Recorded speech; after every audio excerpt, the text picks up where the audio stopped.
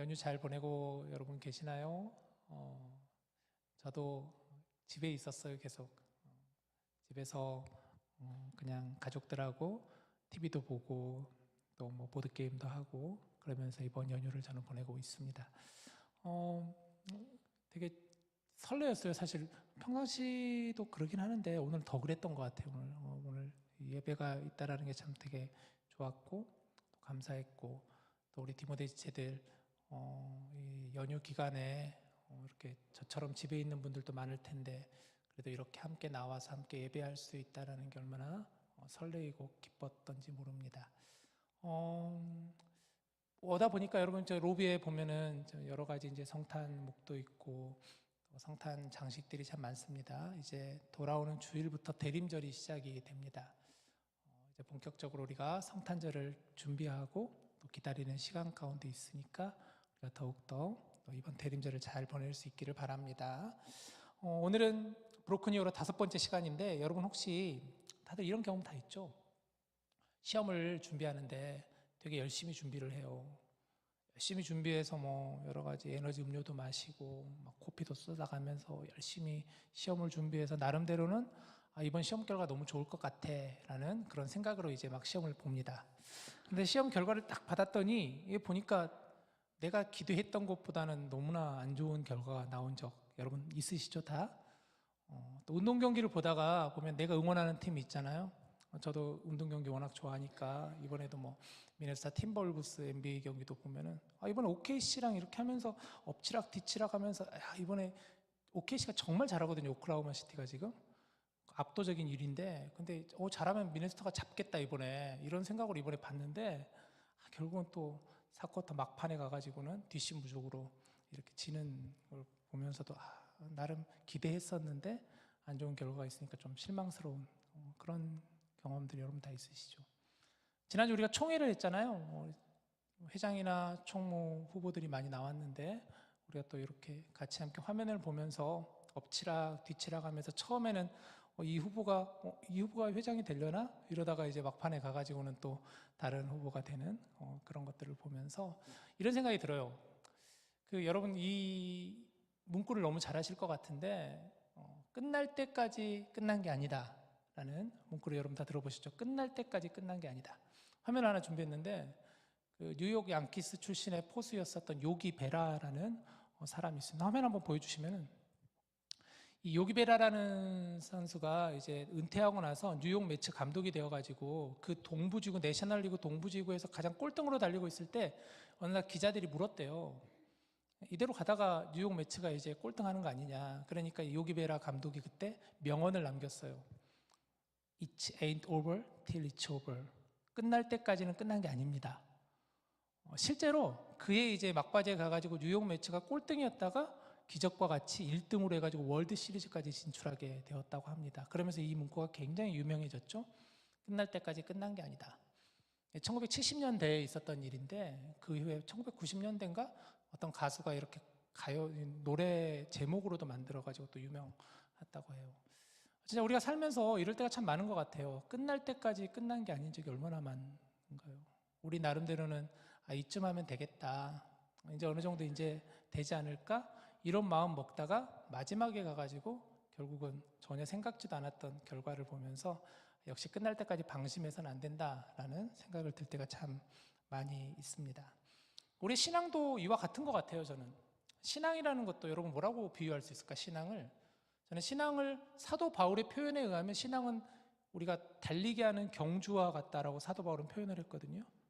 내가 달려갈 길 주 예수께 받은 그 은혜의 복음을 증언한 일을 마치려 하면은 나는 나의 생명을 바쳐서 나는 끝까지 경주하겠다라는 그런 바울의 고백이 있습니다. 표대를 향해서 바울은 나아가는 그런 바울이었었죠. 끝날 때까지 최선을 다해서 나는 달려가겠다라는 게 신앙이 가지고 있으면 우리가 가지고 가야 되는 그런 마음이라고 할 수가 있겠죠. 오늘 바로 그런 이야기를 좀 해보려고 합니다. 끝났다고 생각한 그 순간부터가 어쩌면 진짜 신앙의 시험이 시작되는 바로 그 지점이 되는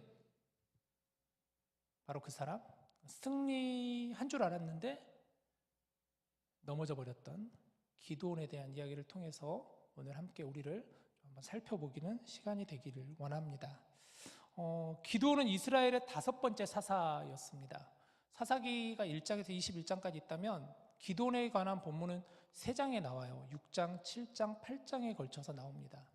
사사는 총 12명의 사사가 있는데 사사기에 보면은 12명의 사사 중에서 유독 많은 장수를 할애해서 나오는 사사들이 유독 몇 명이 있어요. 그게 대표적으로 기드온, 또 우리가 지난 시간에 봤었던 드보라, 그리고 이제 아마 다다음 시간에 볼 삼손이 바로 그러한 사사들이라고 할 수가 있겠죠.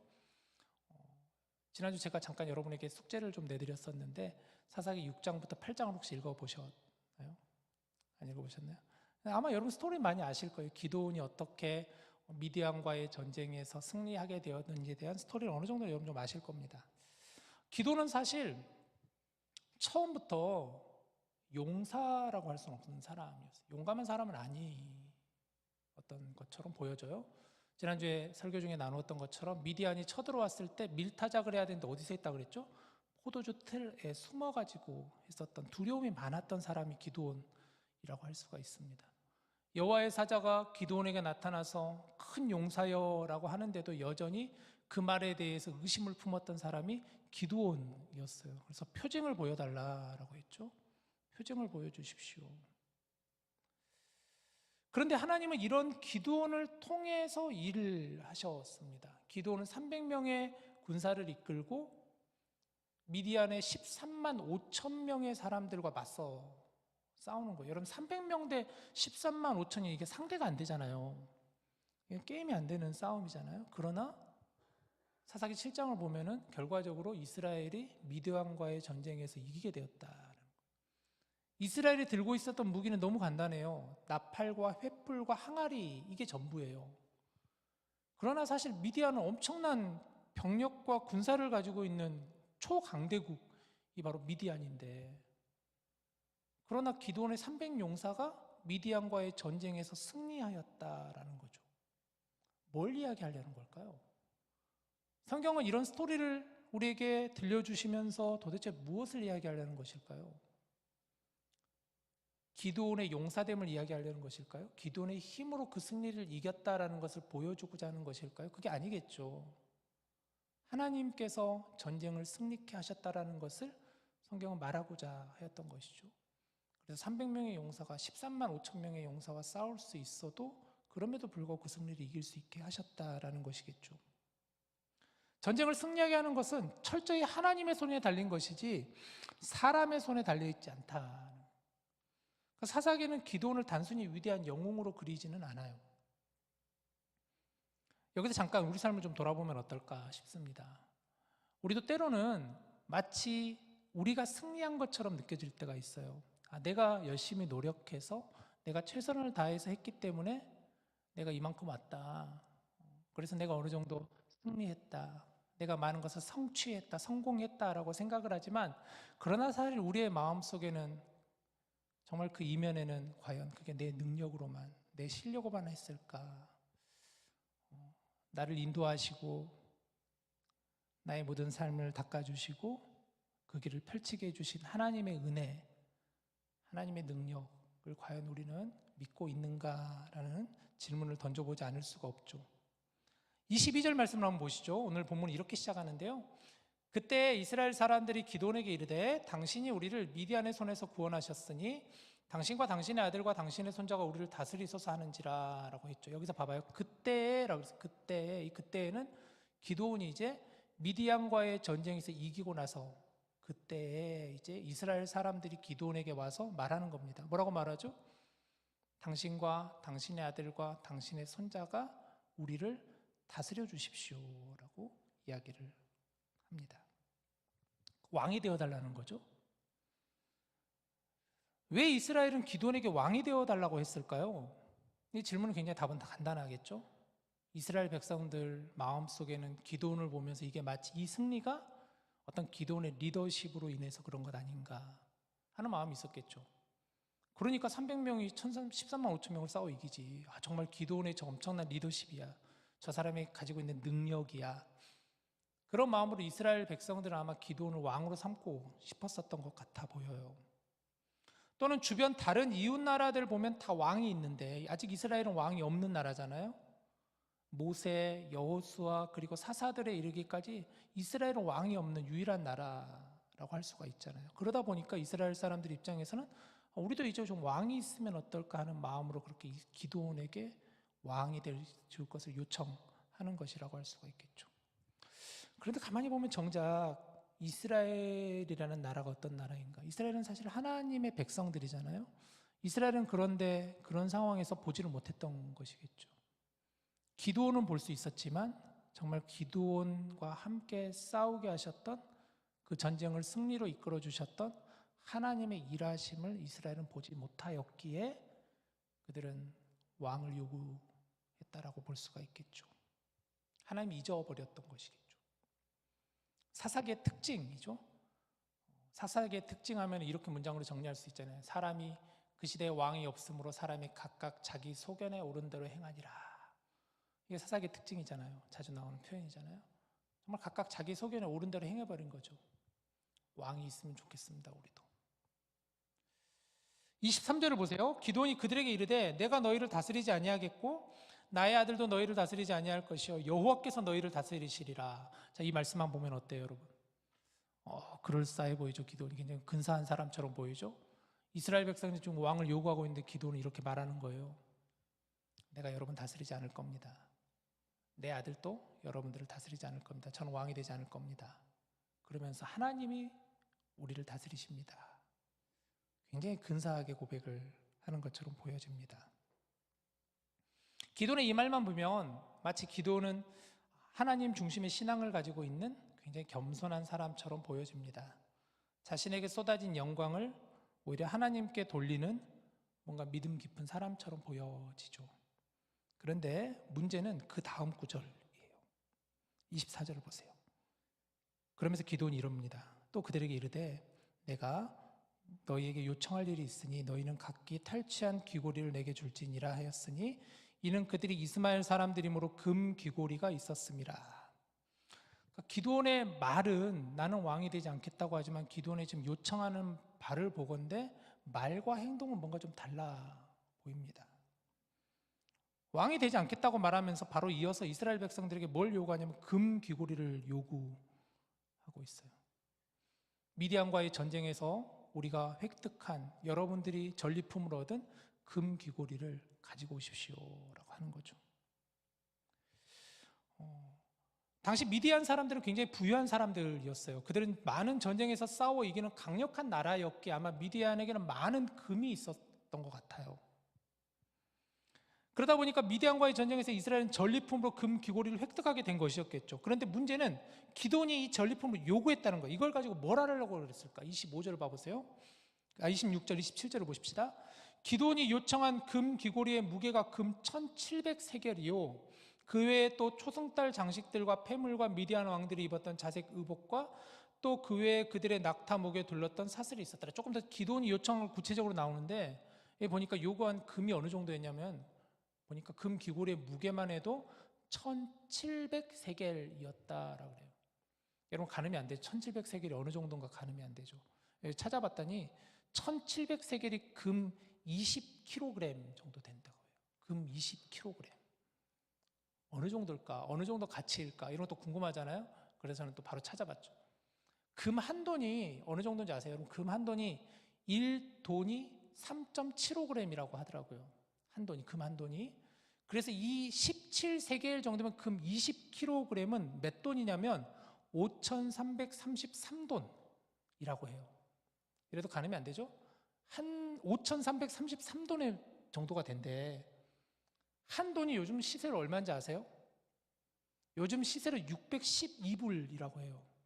612불, 금 한 돈이. 금값 많이 올랐어요. 저 어렸을 때 금 한 돈이 한 우리나라 돈으로 20만 원 정도였는데 지금 금 한 돈이 우리나라 돈으로 90만 원 정도가 한대. 금을 들고 있으면 엄청나요. 그래서 지금 이 20돈도 아니지 이게 20kg 이걸 한다 그러면은 어느 정도 이렇게 많이 할 얘기는 아닌데 우리 돈으로 36억 원, 미국 달러로 245만 불. 엄청난 양이에요. 그냥 어마어마한 양이죠. 그러니까 그 외에 26절 더 봐보세요.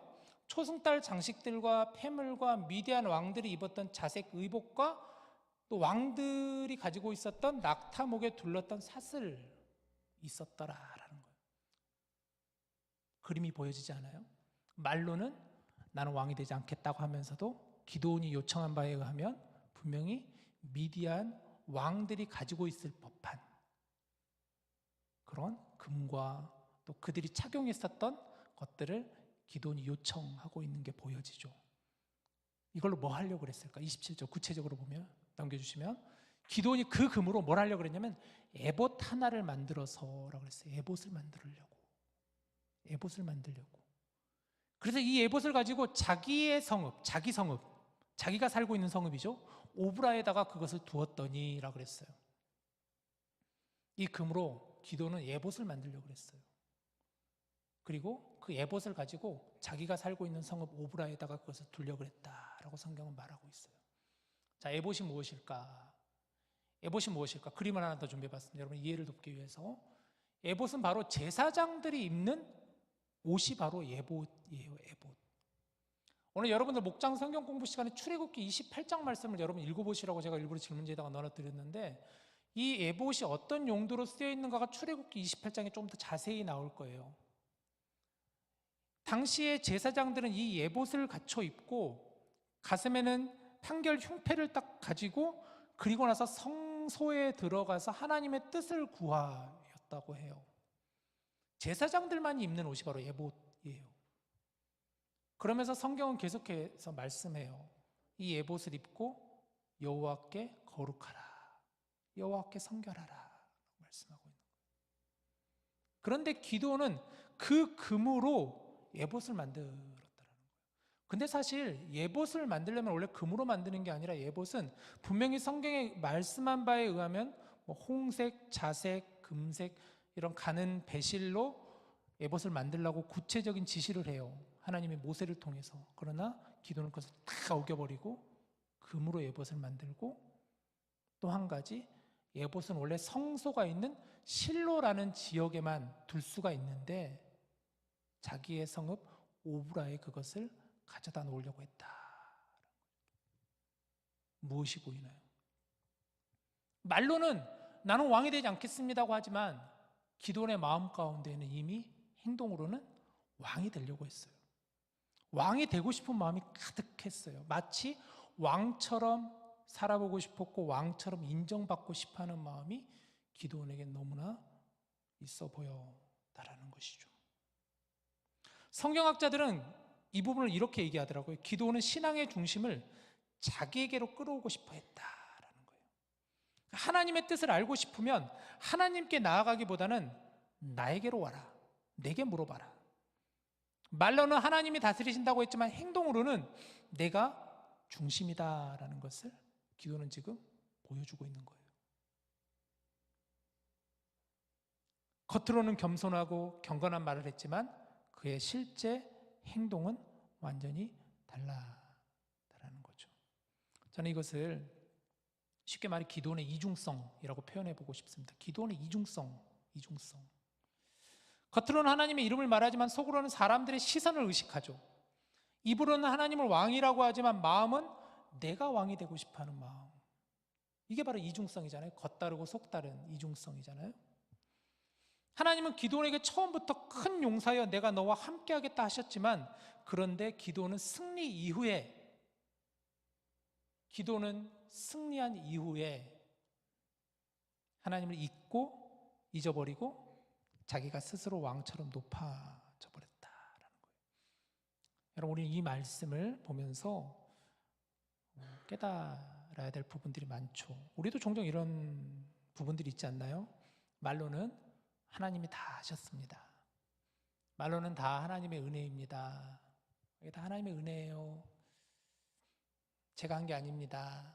이렇게 말로는 하지만 뒤로는 누가 나를 알아봐 주지 않으면 마음에 섭섭함이 있고 내 어떤 공로나 내가 했던 모든 것들이 좀 드러나지 않으면 뭔가 마음이 불편해 보이고 조금만 인정이 줄어들면 시험에 드는 그런 모습들이 우리에게는 혹시 없나요?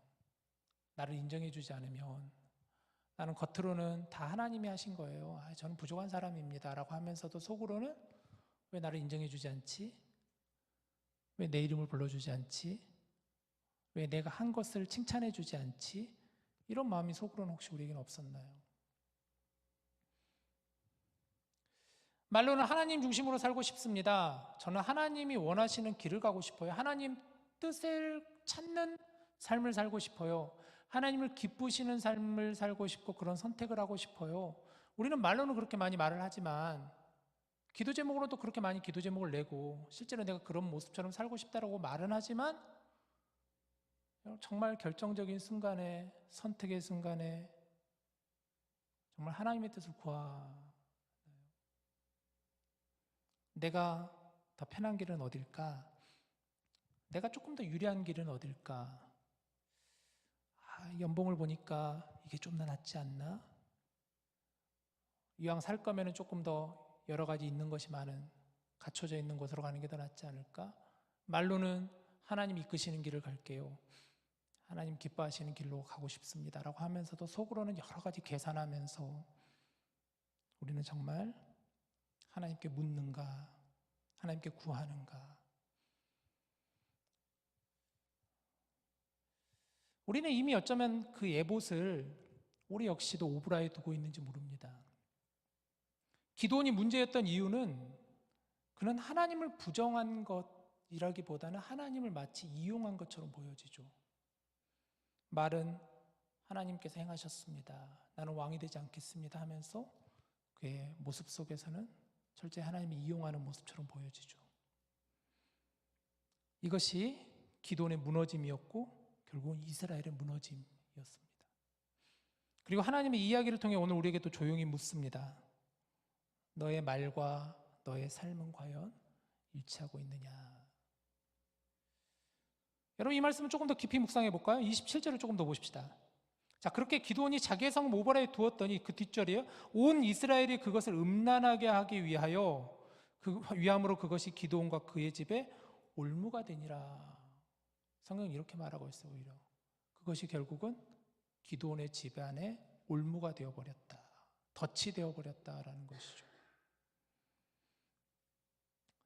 이스라엘 백성들이 그것을 음란하게 하기 위하였다는 것은 단순히 부적절하게 그것을 사용했다는 의미가 아니라 영적으로 간음했다라는 의미예요. 우상 숭배의 행위에 빠졌다는 아주 강력한 표현이라고 할 수 있겠죠. 그러니까 이스라엘은 결국은 이 에봇을 통하여서 뭔가 자신의 눈에 보이는 것을 의지하는 그들의 마음을 엿볼 수가 있겠죠. 하나님을 의지하는 것이 아니라 눈에 보이는 에봇을 바라보면서 그것을 마치 어떤 하나의 우상처럼 그들이 의지하는 그런 모습들이 결국은 올무가 되어버렸다라는 것이죠. 기도는 승리 후에 자기중심적인 기념을 하나 만들었을 뿐이라고 생각할지 모릅니다. 하지만 그것이 결국은 기도원 가정을 무너뜨리고 결국은 이스라엘을 무너뜨리게 되었다라는 것이죠. 우리에게는 정말 이런 에봇이 없을까요, 여러분? 여러분 각자에게 이런 에봇 없나요? 우리의 신앙과 삶에도 기도원의 에봇과 같은 영적 올무가 얼마든지 있을 수 있습니다. 하나님께서 여기까지 인도해 주셨다는 사실을 잊어버릴 때가 우리는 얼마나 많은지 모르죠. 마치 내가 한 것처럼, 내가 가지고 있는 실력과 내가 가지고 있는 능력으로 한 것처럼 생각할 때가 얼마나 많은지 모릅니다. 하나님보다는 사람을 더 의지하게 되고 눈에 보이는 무언가를 좀 쫓아 살아가려고 하는 게 얼마나 많은지 모르죠. 지난 화요일 날, 엊그제 화요일 날 이제 2026년 새로운 임원단으로 이제 여러분들께서 선택해 주신 우리 회장과 총무를 만났어요. 현우 형제와 윤서 형제를 만나서 이런저런 이야기를 나눴습니다. 내년도 디모데 방향을 나누면서 함께 같이 나눴던 공통된 의견은 결국은 참 우리 디모데가 참 귀한 공동체다라는 게 여러분 결론이었어요. 제가 지난주에 나눴던 것처럼 우리는 다 스토리로 연결되어 있다고 그랬잖아요.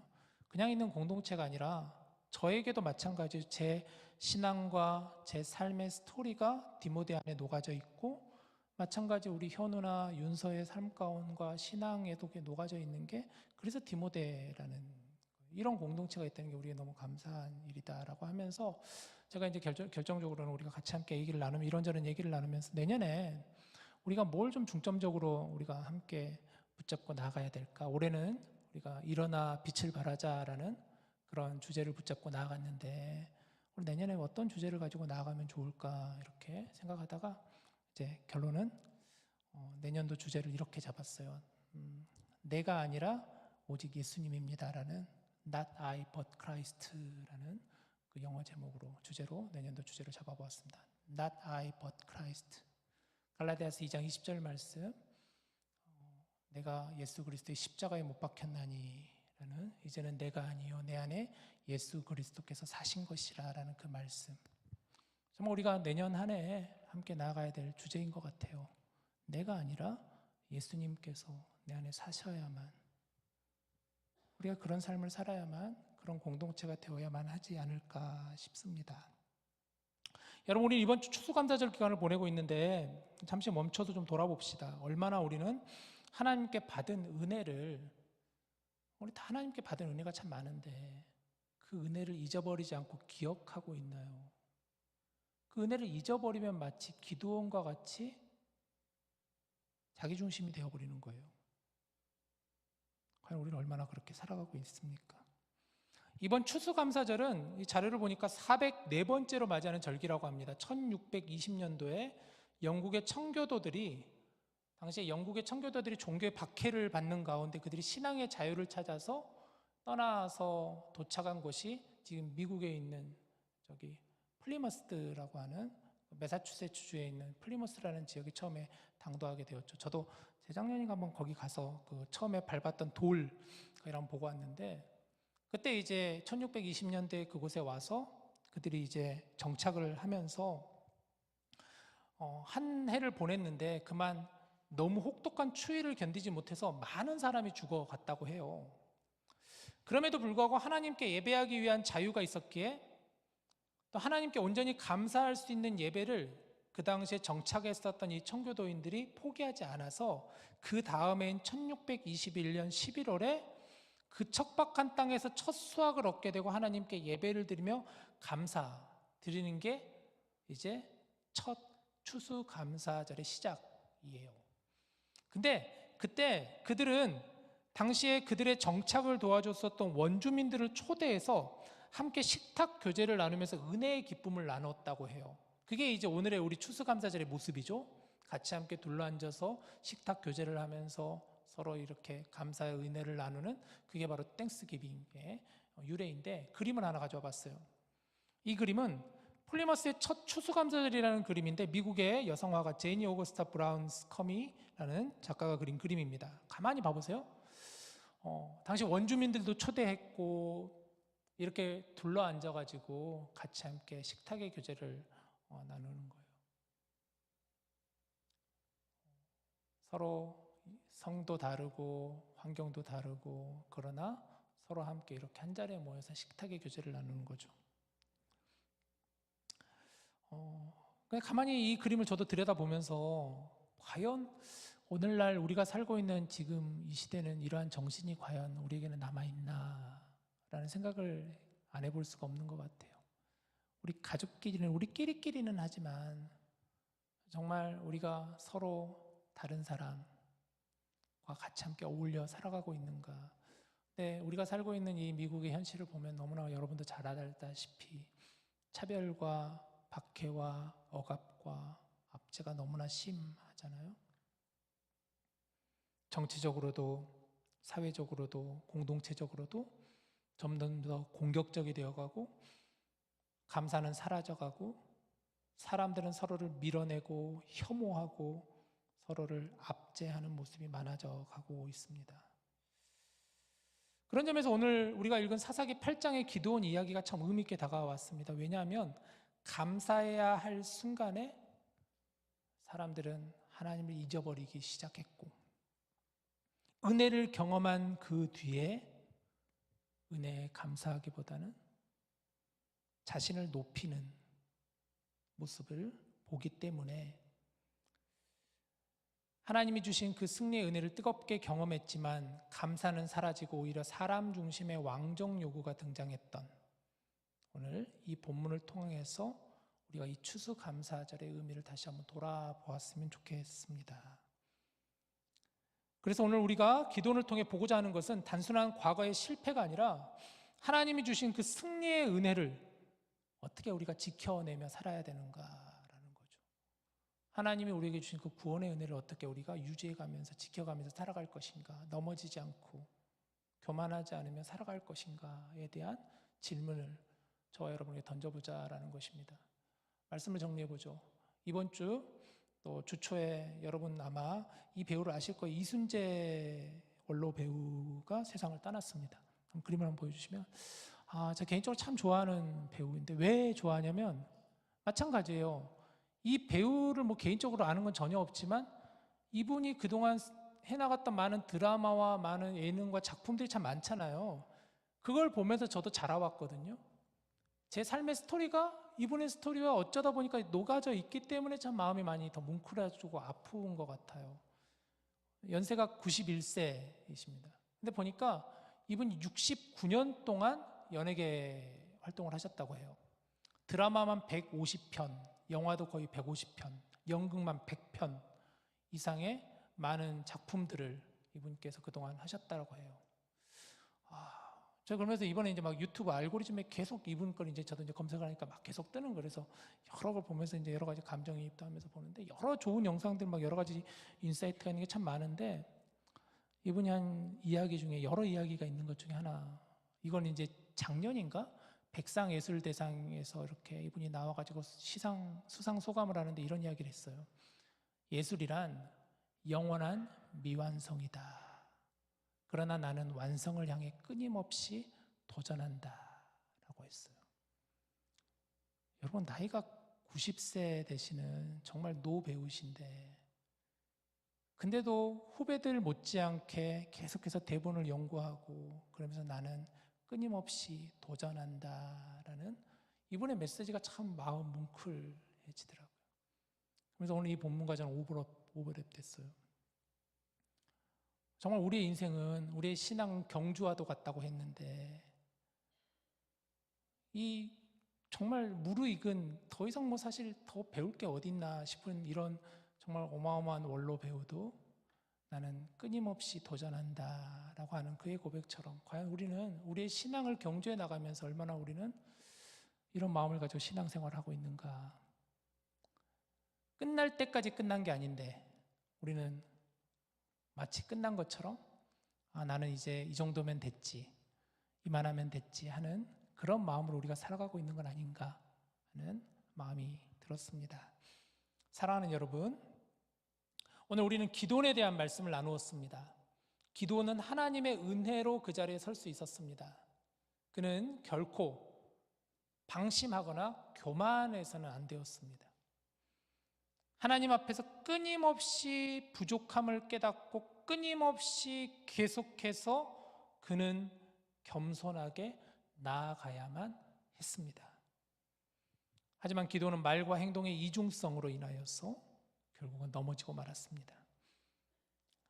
말로만이 아니라 행동으로도 정말 진심으로 하나님을 믿고 의지하며 참된 신앙의 삶으로 살았어야 했습니다. 오늘 우리에게 주시는 이 귀한 말씀이 저와 여러분의 도전이 되길 바랍니다. 우리는 신앙을 향해 정말 끝까지 최선을 다해서 경주해 나갈 수 있는, 끝날 때까지 끝난 게 아니다라는 이 마음을 가지고 앞으로 나아가시는 저와 여러분 될 수 있기를 주님의 이름으로 간절히 축복합니다. 우리 함께 같이 시간 찬양하고 같이 기도합시다. 나의 시선을 이라는 찬양인데 아까 우리 커넥트 워십 팀이 마지막에 불렀던 찬양곡이에요. 여러분 아마 처음 불렀던 곡인데 저도 오늘 처음 들었던 곡인데 이거 참 너무 좋더라고요. 그래서 이 곡 우리 같이 함께 여러 번 찬양하고 같이 좀 기도합시다. 이 찬양 가사가 너무 참 와닿아요. 나의 시선을 주께로 돌리고 잠잠히 주 행할 일 기다리면서 같이 함께 우리 찬양합시다. 나의 시선을 주께로 돌리고 잠잠히 주 행하실 일 기다리면서 주를 마주할 그날 그 언젠가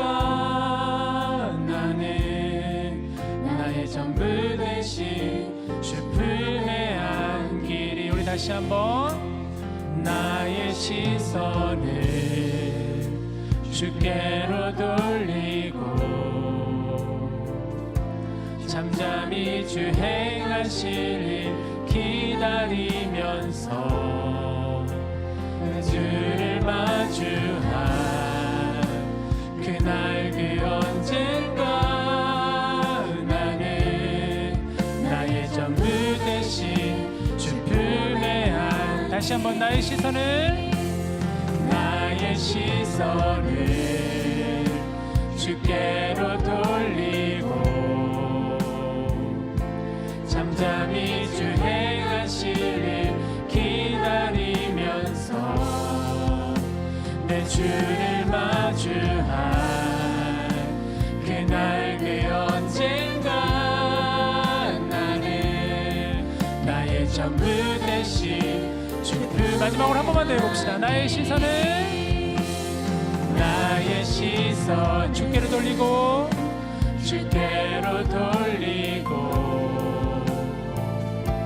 잠잠히 주 행하실 일 기다리면서 내 주를 마주한 그날 그 언젠가 나는 나의 전부 되신 주 품에 안기리.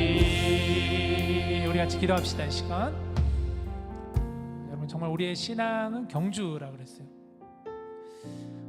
계속해서 우리는 표대를 향하여서 한 걸음 한 걸음 나아가고 있습니다. 그러나 때로는 우리가 어떤 삶의 고난이나 시험이 찾아올 때만 넘어지는 게 아니라 오히려 반대로 너무 잘 될 때, 아니면 뭔가 내가 승리하고 있다라고 생각할 때 자칫 넘어지는 경우도 있습니다. 우리 시간 오늘 추수감사절 또 기간을 보내고 있는데 하나님의 은혜를 한번 생각해 보면서 기도했으면 좋겠어요. 내가 한 게 아닌데, 내 능력이 아닌데, 찬양의 가사처럼 나의 시선을 주께로 돌리고 잠잠히 주 행하실 일 기다리면서 내 주를 마주할 그날 그 언젠가, 주님을 마주하게 될 그날 그 언젠가 나는 나의 전부 되신 주님의 품 안에 안기길 원합니다. 우리 같이 기도할 때 하나님, 그런 삶 살고 싶습니다. 그렇게 신앙생활 할 수 있게 하여 주시옵소서. 교만한 마음들 버려가게 하여 주시고 정말 내 신앙이 변치 않게 하여 주시고 하나님을 온전히 바라보는 시선으로 살아갈 수 있는 자가 될 수 있게 하여 달라고, 끝날 때까지 끝난 것이 아님을 알게 하시고 끝까지 최선을 다해서 표대를 향해 달려갈 수 있게 해달라고 우리 시간 같이 함께 기도하겠습니다. 하나님 아버지 감사합니다. 하나님, 그렇습니다. 우리가 살면서 많은 신앙의 삶 가운데 넘어질 때가 있습니다. 물론 어렵고 힘들 때도 넘어지지만 너무 평탄한 것 같아서, 아무런 시련이 없는 것 같고 뭔가 나에게는 너무나 잘 되는 것 같고, 그런 가운데 어느 순간에 내가 교만한 가운데 넘어질 때가 너무나 많이 있습니다. 하나님을 잊어버리고 나만을 생각하며 나의 공로와 내가 얼마나 이만큼 했는데 라는 마음을 가지고, 자만한 마음을 가지고 나에게도 역시 하나님 에봇을 내 마음 어느 한 곳에 세우고 있지는 않는가, 그것을 바라보고 있지는 않는가. 오늘 이 말씀을 통하여 나를 다시 한번 보게 하여 주시옵소서. 이 사사기에서 반복되는 패턴이 있습니다. 각각 자기 소견에 옳은 대로 행하였던 모습처럼 신앙의 이중성을 가지고 우리가 살아야 할 때가 얼마나 많은가. 말로는 하나님을 믿는다고 하지만, 말로는 하나님의 뜻을 구한다고 하지만, 말로는 하나님을 기쁘시게 한다고 하지만 내 모습과 내 걸음과 내 행동에서는 전혀 그러지 않는 모습을, 이런 신앙의 이중성을 가지고 하나님 살아갈 때가 얼마나 많은가. 오늘 이 시간 다시 한번 나를 보게 하시고 나를 점검하게 하여 주시고 끝까지 최선을 다해서 한 걸음 한 걸음 걸어나갈 수 있도록 하나님 인도하여 주시옵소서. 우리의 시선을 하나님께로 향하게 하여 주시옵소서. 이 귀한 감사절의 은혜가 오늘 이 시간 이 저녁 가운데 있게 하여 주시옵소서. 하나님, 나의 시선을 정말 하나님께 드릴 수 있는, 나의 시선을 하나님께 고정할 수 있는 자가 되게 하여 주시옵소서. 기도원 역시도 그렇게 하나님께서 많은 은혜를 주시고 기도를 통하여 하나님 일하여 주심을 눈으로 목도하고 삶으로 경험하였건만 어느 순간 그에게는 교만함과 또 나태함과 자기중심성이 그에게 자리 잡아 결국은 하나님을 멀리하였던 기도원처럼 살아가지 않는 저희들 되게 하여 주시옵소서. 우리가 세운 그 에봇이 올무가 되지 않게 하여 주시옵소서. 이 시간 다시 한번 우리 신앙을 잘 점검하게 하여 주시고 끝까지 표대를 향하여 한 걸음 한 걸음 나아가는 저희들 다 되게 하여 주옵소서. 우리 주 예수님의 이름으로 감사하며 기도합니다. 아멘.